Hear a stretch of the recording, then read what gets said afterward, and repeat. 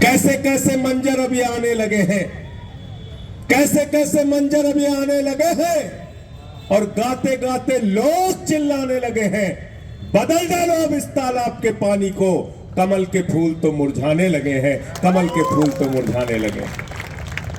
क्या क्या वादा किया था आपसे? 2014 में भारत के प्रधानमंत्री ने 10 साल का समय हो गया, अपना रिपोर्ट कार्ड लेकर नहीं आए।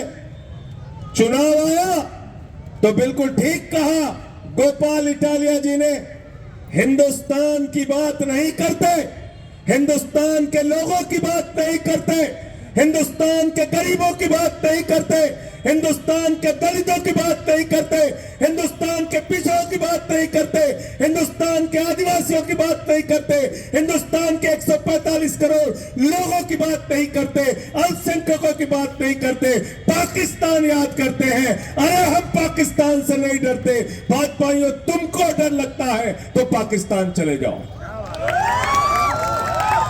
कोई डरता है क्या यहां पाकिस्तान से? कोई डरता है क्या? डरते हैं यूनुस भाई पाकिस्तान से? आप नहीं डरते ना? ये भाजपाइयों को सबसे ज्यादा डर लगता है। जितना पाकिस्तानी पाकिस्तान का नाम नहीं लेता, उससे ज्यादा नरेंद्र मोदी पाकिस्तान का नाम लेता है। गलत तो नहीं कह रहा हूं? गलत तो नहीं कह रहा हूं? हिंदू मुसलमान, हिंदू मुसलमान, हिंदू मुसलमान। अरे चुनाव आया तो काम की बात करो ना, काम की बात करो। हमारे लड़कों को कहा था तुमने 2 करोड़ नौकरी देंगे हर साल। ये गोपाल इटालिया बैठे, पेपर लीक हुआ गुजरात में, लाठियों से इनके पीठ पे वार किया गया। ईसुदान गढ़वी यहां बैठे हैं, हमारे कार्यकर्ता बैठे हैं, इनको पीट पीट के जेलों में भरा गया। हमने गुजरात के नौजवानों की लड़ाई लड़ी है, इंडिया गठबंधन के लोगों ने, कांग्रेस पार्टी ने, आम आदमी पार्टी ने लड़ाई लड़ी है। हम पूछना चाहते हैं, 2 करोड़ नौकरियों का हिसाब दो। जो पेपर लीक से बर्बाद हुए हैं नौजवान, उनका हिसाब दो। हमसे हिंदू मुसलमान की बात मत करो। गलत तो नहीं कह रहा हूं? गलत तो नहीं कह रहा हूं? नौकरी चाहिए कि नहीं नौजवानों को? नौकरी चाहिए कि नहीं? क्या कहा था? 2 करोड़ नौकरी हर साल देंगे नौजवानों। हमको वोट दे दो, 2 करोड़ नौकरी हर साल देंगे। 10 साल में कितनी नौकरी मिलनी थी सुदान भाई? कितने? 20 करोड़। 20 करोड़ नौकरी मिलनी थी। मोदी जी ने कहा 82 करोड़ लोग 5 किलो राशन की लाइन में खड़े हो जाओ। 82 करोड़ लोग राशन लो, 5 किलो, मस्ती से सो जाओ आराम से घर में। आज मैं एक वीडियो देख रहा था, अरे बोले तेजस्वी यादव 10 लाख नौकरी दे रहा है, तो नौजवान का एक मजाकिया तंज भरा वीडियो आया। उसने कहा हमें नौकर नहीं बनना है, हमें 5 किलो राशन लेके मालिक बनना है। ऐसे भक्त हैं मोदी के, ऐसे भक्त हैं। दिमाग से सोचना बंद कर दिया, लोगों का दिमाग खाली कर दिया।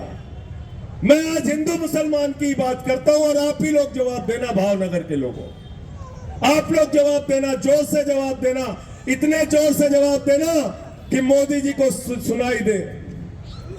बताओ, इस देश में सबसे ज्यादा हिंदू की आबादी है कि मुसलमान की? जोर से बोलो, सुनाई पड़ना चाहिए मोदी जी को, जोर से बोलो। बेरोजगारी बढ़ेगी तो सबसे ज्यादा नुकसान हिंदुओं का है कि मुसलमानों का? जोर से बोलो, हिंदुओं। इस देश में सबसे ज्यादा आबादी हिंदुओं की है कि मुसलमानों की? जोर से बोलिए। अरे आपकी आबादी ज्यादा है तो जोर से आवाज तो बोलो। महंगाई ज्यादा बढ़ेगी तो सबसे ज्यादा नुकसान हिंदुओं का है कि मुसलमानों का?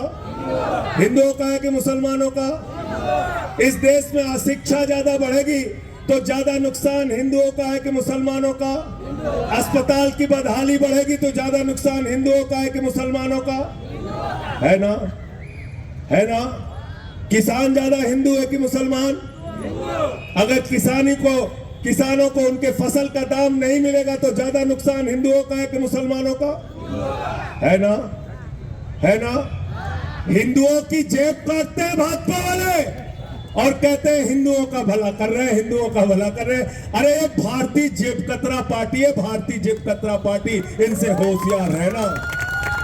ये बेईमान लोग हैं, ये कुछ नहीं कर सकते आपके लिए। मैं आपको बताने के लिए आया हूं। चुनाव प्रचार में अरविंद केजरीवाल जाते हैं, कहते हैं आपके लिए स्कूल बनवाएंगे, अस्पताल बनवाएंगे। राहुल गांधी जाते हैं, आपके लिए विकास की बात करते हैं, ये करेंगे महिलाओं के लिए, ये करेंगे नौजवानों के लिए। मोदी जी चुनाव प्रचार में गए उत्तर प्रदेश में, कहने लगे भाइयों और बहनों, अगर गांव गांव में कब्रिस्तान है तो शमशान होना चाहिए कि नहीं होना चाहिए? बोला था कि नहीं बोला था? बताओ, बोला था कि नहीं बोला था? आपको अपने बच्चों के लिए स्कूल चाहिए कि शमशान चाहिए? स्कूल चाहिए कि शमशान चाहिए? अपने इलाके के लिए अस्पताल चाहिए कि शमशान चाहिए? सड़क चाहिए कि शमशान चाहिए? सड़क चाहिए कि शमशान चाहिए?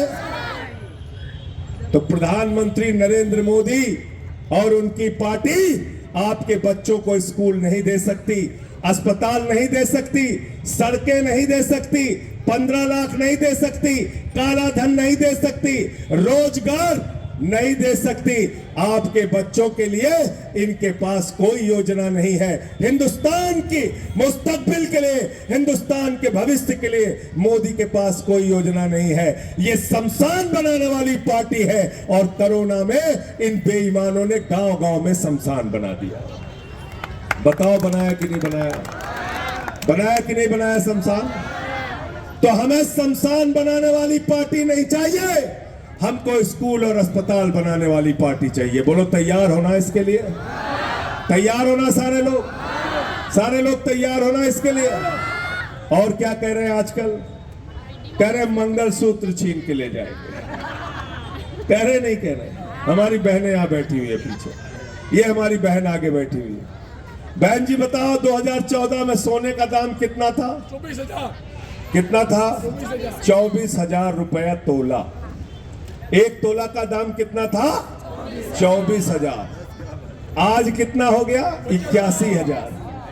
कितना हो गया? 81,000 रुपए तोला। तो आपका मंगलसूत्र कौन लेके भागा है? बोलो जरा भाई, जोर से बोलिए। बहने बैठी है, जोर से बोलिए। कौन लेके भागा मंगलसूत्र? कौन लेके भागा मंगलसूत्र? आप पकड़ो इन बेईमानों को, पकड़ो, पकड़ो इनको, पकड़ो। इनसे मांगा मंगलसूत्र अपना, मांगा इनसे मंगलसूत्र। जो तुम्हारी बेटी की शादी में मंगलसूत्र 24,000 रुपए तोले सोना में बनता था, उसको नरेंद्र मोदी और भाजपा के शासन में 81,000 रुपए तोले सोने में बन रहा है। इन बेईमानों से कालर पकड़ का हिसाब लेना होगा और कहना होगा हमारे मंगलसूत्र का हिसाब दो। तुमने 3 गुना ज्यादा मंगलसूत्र का दाम बढ़ा दिया। झूठ बोलते हो देश के लोगों से, कहते हो संपत्ति लौट के मुसलमानों को दे देंगे। मैं पूछ रहा हूं आपसे, साफ साफ बताना, झूठ मत बोलना, और मैं झूठ बोलना तो मेरा कॉलर पकड़ लेना इसी मंच पे। नरेंद्र मोदी का सबसे करीबी दोस्त कौन है? बताओ जरा हमको। दिलीप भाई बताइए, नाम बताइए। कौन है सबसे करीबी दोस्त? कौन है सबसे करीबी दोस्त? कौन है सबसे करीबी दोस्त? कोयला किसको दिया? गैस किसको दिया? बिजली किसको दिया? पानी किसको दिया? स्टील किसको दिया? बोट किसको दिया? एयरपोर्ट किसको दिया? बैंक किसको दिया? सड़क किसको दिया? पूरा हिंदुस्तान किसको दिया? अडानी। सारी संपत्ति आपकी लूट के किसको दिया मोदी जी ने? तो आपकी संपत्ति किसको दिया मोदी जी ने? अडानी को दिया। अडानी को दिया। 2.5 लाख करोड़ रुपए का बैंकों का कर्जा अडानी को दिया। अब इनके दूसरे दोस्तों पे बात करते हैं। आपकी बैंकों में भी डकैती मार दी भाजपाइयों ने, पता है कि नहीं आपको? बैंक में किसका जमा रहता है पैसा? भाई आम आदमी का पैसा जमा रहता है ना। बैंकों में आपकी मजदूरी का, मेहनत का, कर्मचारियों के मेहनत का पैसा, व्यापारियों के मेहनत का पैसा जमा रहता है ना। मोदी जी का और भाजपा वालों का तो पैसा नहीं है ना, ये आपका पैसा है ना। 20,000 करोड़ रुपए लेके मेहुल चौकसी भाग जाता है, 20,000 करोड़ रुपए लेके नीरव मोदी भाग जाता है, 10,000 करोड़ लेके विजय माल्या भाग जाता है, 6,000 करोड़ लेके नितिन संदेशरा भाग जाता है, 3,000 करोड़ लेके ललित मोदी भाग जाता है। जितने बेईमान हैं सबको भगाने का काम भाजपा वालों ने किया है। इनसे एक एक चीज का हिसाब लेना और पूछना, हमारे बैंकों में जिन लोगों ने डकैती डाली है उनको लंदन से पकड़ के हिंदुस्तान कब लाओगे, हमारा पैसा वापस कब करोगे। आपको पता होनी चाहिए आपकी संपत्ति किसने लूटा है। छोटा मोटा पैसा नहीं, 15 लाख करोड़ रुपए चंद पूंजीपतियों का मोदी जी की सरकार ने माफ किया है। 15 लाख करोड़। और भ्रष्टाचार के खिलाफ बोलते हैं। मैं तो भाजपाइयों के लिए कहता हूं, भाजपा वाले जब भ्रष्टाचार के खिलाफ बोलते हैं तो लगता है ओसामा बिन लादेन और डाकू गब्बर सिंह अहिंसा पे उपदेश दे रहे हैं। ओसामा बिन लादेन और डाकू गब्बर सिंह अहिंसा पे उपदेश दे रहे हैं। कह रहे भ्रष्टाचार मिटाऊंगा, भ्रष्टाचार मिटाऊंगा, ये मोदी की गारंटी है, भ्रष्टाचारियों को नहीं छोड़ूंगा, इस बात की गारंटी है। मैंने कहा ठीक कहा मोदी जी, ये मोदी की गारंटी है। पूरब से लेके पश्चिम तक, उत्तर से लेके दक्षिण तक जितने भ्रष्टाचारी हैं सबको बीजेपी में शामिल करूंगा, इस बात की गारंटी है। बताओ शामिल किया कि नहीं किया। अजीत पवार का 70,000 करोड़ का घोटाला मोदी जी ने खोला, फिर बीजेपी के साथ मिला लिया। छगन भुजबल का भ्रष्टाचार खोला, बीजेपी के साथ मिला लिया। हसन मुशर्रफ का भ्रष्टाचार खोला, बीजेपी के साथ मिला लिया। नारायण राणे का भ्रष्टाचार खोला, बीजेपी के साथ मिला लिया। अशोक चौहान का भ्रष्टाचार खोला, बीजेपी के साथ मिला लिया। जनार्दन रेड्डी का भ्रष्टाचार खोला, बीजेपी के साथ मिला लिया। शुभेंदु अधिकारी मुकुल राय का भ्रष्टाचार खोला, बीजेपी के साथ मिला लिया। हेमंत विश्व शर्मा का भ्रष्टाचार खोला, बीजेपी के साथ मिला लिया। बीजेपी का नारा है, जो जितना बड़ा भ्रष्टाचारी वो उतना बड़ा पदाधिकारी। सारे भ्रष्टाचारियों को अपने साथ मिला लिया। कौन सी वॉशिंग मशीन है भाई, उसका क्या नाम है? Modi washing machine. सारे दाग चुटकियों में धुले। मोदी वॉशिंग मशीन सारे दाग चुटकियों में धुले। बड़े से बड़े बेईमान को उसी वॉशिंग मशीन में डुबाते, निकाल के कहते हैं अरे ये तो राजा हरिश्चंद्र है। अब मुझे तो हंसी आती है बीजेपी के कार्यकर्ताओं पे। बीजेपी के कार्यकर्ता मुर्दाबाद लगाते हैं, अशोक चौहान मुर्दाबाद, अशोक चौहान मुर्दाबाद। आदर्श सोसाइटी का घोटाला किया, इसको पकड़ो, इसको मारो, इसको पकड़ो, इसको मारो। पता चला मोदी जी इसको माला पहना रहे, माला पहना रहे, गले लगा रहे, गले लगा रहे। ये पार्टी है भारतीय जनता पार्टी, इसलिए इनके किसी झांसे में मत फंसना। इस बार के चुनाव में आप लोगों को बगैर किसी झांसे में फंसे भारतीय जनता पार्टी के खिलाफ एकजुट होकर एक साथ मिलकर उमेश भाई मकवाना को वोट देना है और झाड़ू पर बटन दबाकर इनको यहां से जिताने का काम करना है। बताओ तैयार हो कि नहीं? सारे लोग तैयार हो ना? तैयार हो ना? और झाड़ू बहुत काम की चीज होती है। झाड़ू बहुत काम की चीज होती है, जानते हो ना? झाड़ू काम की चीज होती है। अगर अपने घर की सफाई करनी हो तो क्या चाहिए? पीछे तक आवाज उठाइए। क्या चाहिए? मोहल्ले की सफाई करनी हो तो क्या चाहिए? गुजरात की सफाई करनी हो तो क्या चाहिए? देश की सफाई करनी हो तो क्या चाहिए? और किसी के दिमाग पे भूत सवार हो जाए, भूत उतारना हो तो क्या चाहिए? क्या चाहिए? क्या चाहिए? झाड़ू। देखा ना गांव में अगर किसी को भूत सवार हो जाता है, 4 लोग उसको पकड़ के ओझा के पास लेके जाते हैं। ओझा उसको मार झाड़ू, मार झाड़ू, मार झाड़ू, उसका भूत उतार दे। तो इनका भूत उतारने का काम आप लोगों को क्या कर रहे हैं आम आदमी पार्टी के साथ, क्या कर रहे हैं अरविंद केजरीवाल के साथ? दिल्ली के 3 बार के मुख्यमंत्री, 3 बार के लोकप्रिय मुख्यमंत्री जिन्होंने जनता के लिए काम किया, आपके बच्चों के लिए स्कूल बनवाया, अस्पताल बनवाया, सड़कें बनवाई, बुजुर्गों के लिए तीर्थ यात्रा फ्री किया, बिजली फ्री किया, पानी फ्री किया, शिक्षा फ्री किया, इलाज फ्री किया। आज उस आदमी को पकड़ के मोदी जी ने जेल में डाल दिया। जेल में डाल दिया केजरीवाल का। केजरीवाल का संदेशा लेके आया हूं गुजरात के लोगों आपके लिए, उमेश भाई के लिए संदेशा लेके आया हूं, आपसे हाथ जोड़कर विनती करने के लिए आया हूं। केजरीवाल ने कहा है मोदी के जुर्म के आगे, मोदी के अत्याचार के आगे झुकूंगा नहीं, लड़ता रहूंगा। मेरे भाइयों, आप सब लोग जेल का जवाब वोट से देना, जेल का जवाब वोट से देना। कल था चेतर भाई के इलाके में, उनको भी जेल में डाल दिया था, उनकी पत्नी को भी जेल में डाल दिया था। अभी गोपाल भाई से पूछ रहा था, 100 कार्यकर्ताओं को पकड़ के जेल में डाल दिया गुजरात में। आज इस तरह का अत्याचार आप कर रहे हैं। एक आदिवासी समाज के विधायक को, नेता को, उसकी पत्नी के साथ आप भाजपा वालों ने जेल में डाल दिया। एक आदिवासी मुख्यमंत्री को जेल में डाल दिया, झारखंड के मुख्यमंत्री को पकड़ के जेल में डाल दिया। आप इस तरह से तानाशाही से देश को चला रहे हैं।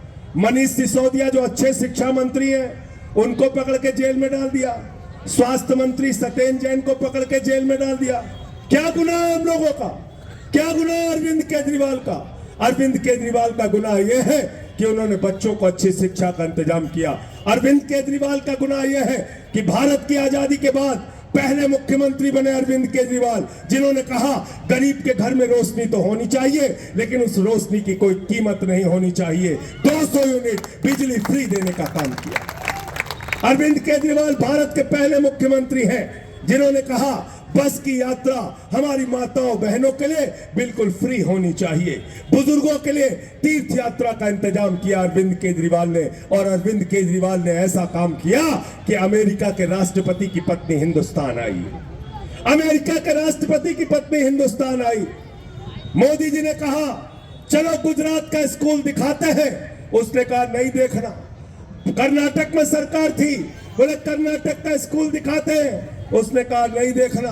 अरे बोले मध्य प्रदेश का स्कूल देख लीजिए, बोले नहीं देखना। अरे बोले योगी जी का उत्तर प्रदेश का स्कूल तो देख लीजिए। राष्ट्रपति, अमेरिका के राष्ट्रपति की पत्नी ने कहा नहीं देखना। मोदी जी ने कहा तो फिर देखना क्या है? उसने कहा अरविंद केजरीवाल का स्कूल देखना है। अरविंद केजरीवाल और मनीष सिसोदिया ने जो स्कूल बनवाया, उस स्कूल को देखना है।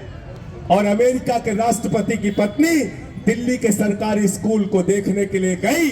पहले लोग कहते थे अमेरिका से सीखो, अमेरिका से सीखो, अमेरिका से सीखो। आज अमेरिका वाला कह रहा है केजरीवाल से सीखो, आम आदमी पार्टी से सीखो, टोपी वालों से सीखो। लेकिन जो काम करता है उसको परेशान करते हैं। राहुल गांधी ने अडानी के खिलाफ बोला, उनकी सदस्यता खत्म कर दी। महुआ मोइत्रा ने अडानी के खिलाफ बोला, उसकी सदस्यता खत्म कर दी। मैंने बोला, मुझे उठा के सस्पेंड कर दिया। मुझे तो बार बार सस्पेंड करते रहते हैं, मुझे तो भाई बार बार सस्पेंड करते रहते हैं। हमको एक बार बोले संजय सिंह जी, जब से आप सांसद बने तब से 56 बार आप बेल में आए हैं, आपने नियमों का उल्लंघन किया है। अरे मैंने कहा बेईमानो, तुमने तो 1056 बार इस देश की जनता के पीठ में छुरा मारा है। मैं क्या करूं, मुझे तो बोलना पड़ेगा। गूंगे लोगों को संसद में मत भेजना, उमेश भाई जैसे लोगों को भेजना जो आपकी आवाज को उठा सके। बहादुरों को भेजना, कायरों को मत भेजना। मैंने मणिपुर का मुद्दा उठाया, बताओ क्या गलती की?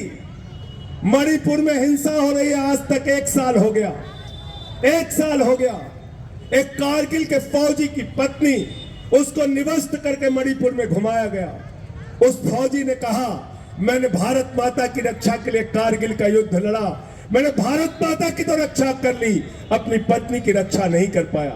इस सवाल को लेकर जब मैं सदन में गया, मुझे सस्पेंड करके बाहर कर दिया गया। किसानों का सवाल था, 3 काला कानून लेकर आए प्रधानमंत्री जी। उस काले कानून के खिलाफ मैंने संसद के अंदर माइक तोड़ दिया।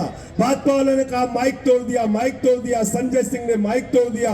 मैंने कहा बेईमानो, अगर तुम किसानों की हड्डियां तोड़ोगे तो मैं माइक तोड़ने का काम करूंगा। मैं चुप रहने के लिए नहीं आया। गुजरात के भाइयों, याद कर लेना, मोरबी की घटना हुई थी। पुल के भ्रष्टाचार के कारण 150 जिंदगियां यहां पर गई थी। वो सवाल भी मैंने संसद के अंदर उठाया था। याद कर लेना, जब यहां पे नकली शराब से, यही हमारे उमेश भाई के इलाके में 75 लोगों की जान जब गई थी, उस सवाल को भी संसद में मैंने उठाया था। 5 दिन तक मुझे सस्पेंड करके बाहर किया गया। जो इनसे लड़ेगा उसके खिलाफ ये कार्रवाई करेंगे। लेकिन हम कहना चाहते हैं, हम आपसे न डरने वाले हैं, न झुकने वाले हैं, लड़ेंगे और जीतेंगे, ये हमारा संकल्प है। 6 महीने मुझे जेल में रखा, 6 महीने जेल में रखा। हर 24 घंटे मेरे ऊपर सीसीटीवी का कैमरा लगा के रखते थे। 4 दिन तक मेरे बाथरूम में सीसीटीवी का कैमरा लगा के रखा। 11 दिन तक मुझे एक सेल के अंदर रखा, बाहर नहीं निकलने दिया। मुझे मेरे मनोबल को गिराने की बार बार कोशिश की गई, लेकिन जिस दिन से निकला हूं, सीना तान के भाजपाइयों से लड़ने का काम कर रहा हूं। इनसे झुकना मंजूर नहीं है। हमको तय करना है कि इतिहास के पन्नों में हमारा नाम किस तरह से दर्ज होगा, बहादुर के रूप में या कायर के रूप में। आज जो लोग भाजपा के आगे घुटने टेक कर उनकी पार्टी में शामिल हो रहे हैं, इतिहास उनको कभी माफ नहीं करेगा। उनको कायर के रूप में याद किया जाएगा, कायर के रूप में। पूरे समाज को विखंडित करना है। हिंदू को मुसलमान से लड़ाओ, मराठा को गैर मराठा से लड़ाओ, जाट को गैर जाट से लड़ाओ, आदिवासी को गैर आदिवासी से लड़ाओ, दलित को पिछड़ा से लड़ाओ। अभी यहां क्षत्रिय समाज का अपमान किया, पूरे भारत का क्षत्रिय समाज का व्यक्ति आक्रोशित है, गुस्से में है। ये क्या करते हो बीजेपी के लोग? यही संस्कार सिखाया जाता है आरएसएस की शाखा में। यही तुम कहते हो कि तुम दुनिया की सबसे बड़ी पार्टी हो। यही सीखते हो गाली गलौज की भाषा, समाज को बांटने की भाषा। इसीलिए तो मैं कहता हूं, ये भारतीय जनता पार्टी नहीं है, ये भारतीय झगड़ा पार्टी है। भारतीय झगड़ा पार्टी, ये झगड़ा करा सकते हैं, खाली झगड़ा करा सकते हैं। अपने मोहल्ले में 4 दिन बुला दोगे, वहां भी झगड़ा करा देंगे। पति पत्नी के बीच में झगड़ा करा देंगे। इनसे सावधान रहना, इनसे सावधान रहना। मैं रूपाला जी से कहना चाहता हूं, प्रधानमंत्री नरेंद्र मोदी जी से कहना चाहता हूं, जो भी लड़ाई लड़ना है क्षत्रिय समाज के लोगों से सीना तान के आमने सामने लड़ाई लड़ो। अगर बहू बेटियों के ऊपर सवाल उठाओगे, अगर बहू बेटियों के ऊपर सवाल उठाओगे तो सूद समेत तुमको जवाब दिया जाएगा, बर्दाश्त नहीं किया जाएगा। हमारा अपमान करो मंजूर है, परिवार का अपमान करोगे कतई मंजूर नहीं होगा। क्या मांगा क्षत्रिय समाज ने आपसे? यही तो कहा कि तुम्हारे केंद्रीय मंत्री रूपाला ने जो अपमान किया है क्षत्रिय समाज की बहू बेटियों का, उसका टिकट काट दो। अरे इतिहास तो पढ़ लो क्षत्रिय समाज के लोगों का, राजपूतों का इतिहास तो पढ़ लो, राजवाड़ों का इतिहास तो पढ़ लो। अरे भाई, यहां पर जहां हम हैं भावनगर में, राजा महाराजा स्वर्गीय कृष्ण कुमार सिंह जी के बारे में बताते हैं।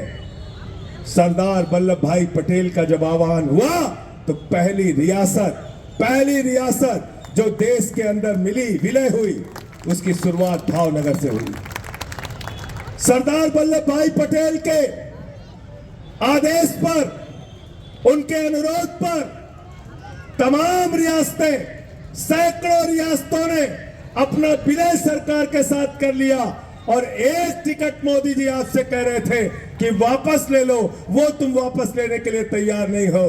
तुम्हारा अपमान, तुम्हारी ये जो अपमान की कार्रवाई है, तुम्हारे अपमान का बदला अपने वोट की ताकत से क्षत्रिय समाज के लोग देंगे। उनके बहू बेटियों का अपमान जो तुमने किया है, सबने शपथ ले लिया है, सौगंध खा लिया है कि इस बार उमेश मकवाना को यहां से जिताना है और पूरे गुजरात के अंदर क्षत्रिय समाज लामबंद होकर, पूरे देश में लामबंद और इकट्ठा होकर भारतीय जनता पार्टी के खिलाफ वोट देने का काम करेगा।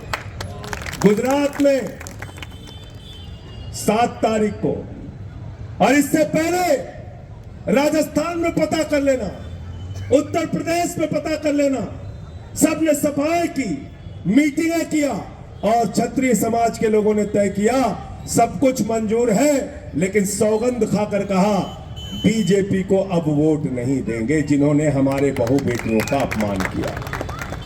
इसलिए साथियों और दोस्तों, आपसे कहने के लिए आया हूं, किसी नकली नारे के चक्कर में मत फंसना। कहते हैं 400 पार, 400 पार, 400 पार। अभी बता रहे हैं अमरेली का कहां का कैंडिडेट था, किसने कह दिया 500 पार? अमरेली का कैंडिडेट कहता 500 पार, 500 पार, 500 पार। हमने कहा जब दिमाग डिस्टर्ब हो जाएगा तो कुछ दिन बाद कहेंगे 700 पार 700। अरे भाई कुछ भी बके जा रहे हो। 500 पार 700 पार 800 पार। मैंने कहा वो अमरेली वाले कैंडिडेट की गलती नहीं है, वो हिंदुस्तान का चुनाव नहीं लड़ रहा, वो अखंड भारत का चुनाव लड़ रहा है। अखंड भारत में कहीं से भी सीटें आ सकती हैं, पाकिस्तान से भी आ जाएंगी कुछ सीट, बांग्लादेश से भी आ जाएंगी, अफगानिस्तान, श्रीलंका, नेपाल, कहीं से सीट आ जाएगी भाजपा वालों की। ये तो पूरे दुनिया में कहीं से चुनाव जीत सकते हैं। इन बेईमानों के नकली नारों के चक्कर में मत पड़ना। इनके नारों की हकीकत मैं बताता हूं। 14 बार 10 साल में इनके नारे गलत साबित हुए हैं। कुछ उदाहरण मैं आपके सामने देता हूं। बंगाल में गए मोदी जी, कहने लगे 200 पार 200 पार 200 पार, आई 77 सीट। कर्नाटक में गए मोदी जी, कहने लगे 130 पार 130 पार 130 पार, आई 65 सीट। महाराष्ट्र में गए, कहने लगे 150 पार 150 पार 150 पार, आई 105 सीट। झारखंड में गए, कहने लगे 65 पार 65 पार 65 पार, आई 23 सीट। दिल्ली में गए, कहने लगे 45 पार 45 पार 45 पार, आई 8 सीट। हरियाणा में गए, कहने लगे 75 पार 75 पार 75 पार, आई 40 सीट। मिजोरम में गए, कहने लगे 21 पार 21 पार 21 पार, आई 1 सीट। अब कह रहे हैं 400 पार 400 पार 400 पार। गुजरात वाले कह रहे हैं 30 पार 30 पार 30 पार। करना है नहीं करना है 30 पार, बताओ। 30 पार करना है ना इनको? 30 पार करना है ना? 30 पार करना है ना? याद करके जाना मोदी जी ने जो बात कही थी। ये गोपाल भाई कह रहे हैं, आप कह रहे हैं मोदी जी की बात याद करके जाना। मैं कह रहा हूं हाँ, मोदी जी की बात याद करके जाना। 2014 में मोदी जी ने कहा था, भाइयों और बहनों, माताओं और बहनों, घर से निकलना तो घर का सिलेंडर देख के जाना। कहा था कि नहीं कहा था? तब सिलेंडर का दाम कितना था? कांग्रेस की सरकार थी, विधायक जी, कितना था? 400 रुपए। 400 रुपए। अब गोपाल भाई कितना दाम है? 1100 रुपए। कितना दाम है? 1100 रुपए। तो मैं कह रहा हूं संजय सिंह, मोदी जी की बात को याद करके जाना। इस बार भी घर का सिलेंडर देख के जाना। 400 की जगह 1100 का हो गया। मोटरसाइकिल भी देख के जाना, जिसमें 120 रुपए लीटर का पेट्रोल तुमने भरवाया। डीजल की गाड़ी भी देख के जाना, जिसमें 100 रुपए का डीजल तुमने भरवाया। सरसों के तेल का डिब्बा भी देख के जाना, जिसमें 250 रुपए लीटर का सरसों का तेल तुमने भरवाया। जब ये सब कुछ याद रहेगा तो इनसे लड़ने वाली आम आदमी पार्टी, इंडिया गठबंधन, कांग्रेस पार्टी याद रहेगी और उमेश मकवाना याद रहेंगे। इनका चुनाव निशान झाड़ू आपको याद रहेगा। ये आपके लिए कुछ नहीं कर सकते। मोदी जी अपने दोस्तों के लिए कर सकते हैं, देश के लिए कर सकते हैं। पीछे से आवाज आ रही है, भतीजे को भूल गए, उसका नाम ही नहीं ले रहे। कौन है भतीजा भाई? जैसा। कहां से क्रिकेट खेला है? हैं? किसी को पता ही नहीं। कहां से क्रिकेट खेलता है? कहां से क्रिकेट खेलता है? बल्ला पकड़ना नहीं आता। क्या बना दिया उसको? बीसीसीआई का चेयरमैन। बीसीसीआई का चेयरमैन। और जब हमारा नौजवान कहता है सेना में भर्ती होना है, भारत की रक्षा के लिए अपनी जान कुर्बान करनी है, तो प्रधानमंत्री जी कहते हैं 17 साल में भर्ती हो जाओ, 21 साल में रिटायर हो जाओ। मैं पूछना चाहता हूं प्रधानमंत्री जी, आप 75 साल के उम्र में तीसरी बार प्रधानमंत्री बनना चाहते हो और हमारे नौजवान को 21 साल में रिटायर करना चाहते हो। अब इस देश की जनता आपको रिटायर करेगी इस चुनाव के अंदर। आपका भतीजा जिसको बल्ला पकड़ना नहीं आता, वो बीसीसीआई का चेयरमैन बनेगा। हमारा नौजवान जो सुबह उठ के एक्सरसाइज करता है, खून पसीना बहाता है, सेना में भर्ती की उम्मीद रखता है, उसको कहते हो -45 डिग्री टेम्परेचर में सियाचिन में ड्यूटी करो, +50 डिग्री टेम्परेचर में जैसलमेर में ड्यूटी करो, हमारे घर का बेटा -45 डिग्री टेम्परेचर और +50 डिग्री टेम्परेचर में ड्यूटी करेगा, और तुम्हारा बेटा बगैर कुछ किए हुए, बल्ला पकड़ना नहीं आता, उसको बीसीसीआई का चेयरमैन बनाओगे। ये व्यवस्था हमें मंजूर है क्या? मंजूर है क्या? मंजूर है क्या? तो इस बार इनके हिंदुस्तान पाकिस्तान के नारे के अंदर फंसना नहीं है, फंसना। ये पाकिस्तान की बात करें, आप हिंदुस्तान की बात करना। ये पाकिस्तान की बात करेंगे, आप हिंदुस्तान की बात करना। कह देना पहले हिंदुस्तान की बात करो, गुजरात की बात करो, अरे भावनगर की बात करो, हम लोगों की बात करो, और गुमराह करने की कोशिश मत करो। अंत में मैंने भगत सिंह जी को पढ़ा जेल में, कई किताबें पढ़ी, गांधी जी की किताबें पढ़ी, आजादी के दीवाने एक किताब थी, इसको पढ़ा, नेल्सन मंडेला जी को पढ़ा मैंने जेल के अंदर क्रांतिकारियों के बारे में पढ़ा। मैं शहीद आजम भगत सिंह को जब फांसी की सजा हो गई थी, उनके भाई उनसे मिलने के लिए आए, निराश थे, उदास थे, वापस गए तो भगत सिंह ने उनको चिट्ठी लिखी, और उस चिट्ठी के अंत में लाइन लिखी। वो लाइन जो थी वो मैं आपके सामने पढ़ना चाहूंगा। जफा का मतलब होता है अत्याचार, जफा का मतलब होता है जुर्म। भगत सिंह ने लिखा, उन्हें यह फिक्र है हरदम नया तर्जे जफा क्या है, उन्हें यह फिक्र है हरदम नया तर्जे जफा क्या है। हमें भी शौक है देखें सितम की इंतहा क्या है, हमें भी शौक है देखें सितम की इंतहा क्या है। हम आपके सितम की इंतहा को देखना चाहते हैं प्रधानमंत्री जी, हम आपके यातना के, आपके उत्पीड़न की इंतहा को देखना चाहते हैं। और भावनगर के लोगों, अंतिम बात कह के अपनी बात को खत्म करूंगा, ये 2024 का चुनाव अंतिम चुनाव है, याद रखना। इसके बाद आपके वोट की ताकत छीन ली जाएगी, संविधान छीन लिया जाएगा, आरक्षण खत्म कर दिया जाएगा। ये बात मैं पूरी जिम्मेदारी से कह रहा हूं। अरुण गोविल, उसने कहा 400 सीट दे दो, संविधान बदलना है। अयोध्या का प्रत्याशी लल्लू सिंह कहते हैं 400 सीट दे दो, संविधान बदलना है। ज्योति मिर्धा भाजपा के प्रत्याशी राजस्थान से कहती है 400 सीट दे दो, संविधान बदलना है। अनंत हेगड़े, पूर्व केंद्रीय मंत्री भाजपा का, कहते हैं 400 सीट दे दो, संविधान बदलना है। संविधान बदलेगा, आरक्षण खत्म होगा, वोट खत्म होगा। सूरत में शुरुआत हो गई है, बगैर चुनाव के बीजेपी जीत गई है। पूरे देश में यही फार्मूला लागू होगा।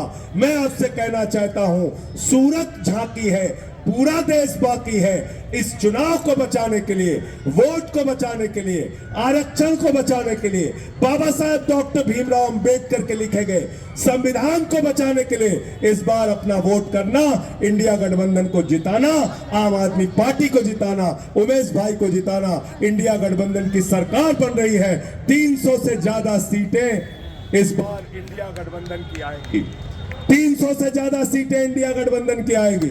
इंडिया गठबंधन की सरकार बनेगी, और सारे लोग मिलकर आपसे एक वादा करके जा रहा हूं। ये वादा केजरीवाल जी ने सबसे लिया है, पूरे देश में 200 यूनिट बिजली फ्री होगी।